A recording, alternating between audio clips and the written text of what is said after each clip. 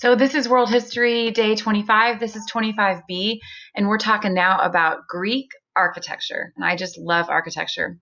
So architecture, we actually get even the word from the Greek language, and it roughly translates to main builder, which makes sense if you have the job of being an architect. There are some Greek pillars shown in this photo, located in a building in Fort Worth.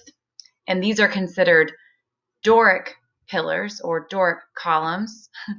And there's different names for pillars and columns from Greek architecture. And I want you to write those down. So the first one is the Ionic columns.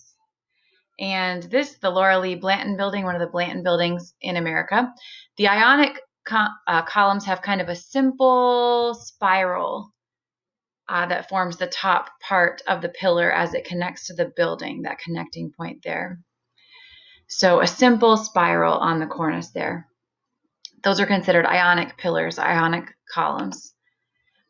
And then the next kind of column or pillar you have is the Corinthian column.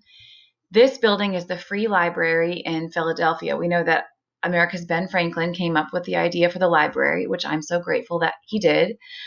And so this library in Philadelphia, the hometown of Ben Franklin, is pretty important, the Free Library, and they chose to use Corinthian columns to mark this important building. Now, to talk about Corinthian columns, I don't want to cover up the word Corinthian. There we go. Corinthian.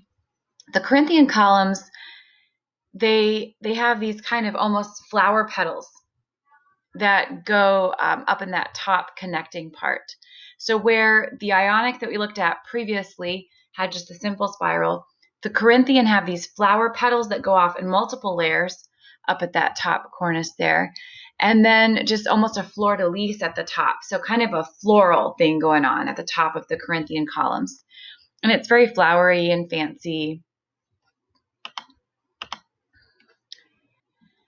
So then you have composite columns. This is in the Madrid Stock Exchange in Spain. You just see Greek influence in a lot of places around the world, especially in Europe and in America, but really around the world, people adopt different things from Greek culture, different Hellenistic influences.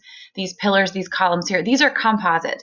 So they combine the Corinthian, the kind of flower petals there, and then they also have the spiral of the Ionic. So they have both.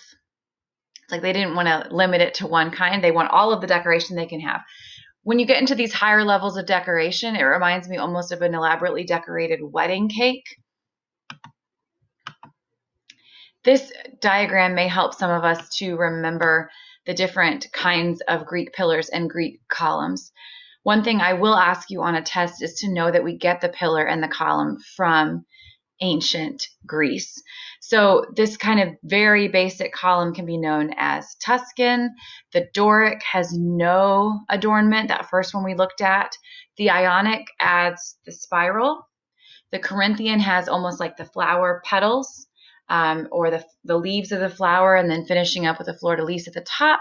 And the composite combines the Corinthian with the Ionic. So it has both the flower, leaves, and petals, and the spiral as well, composite. So these are the different kinds of pillars and columns that you can see from Greece.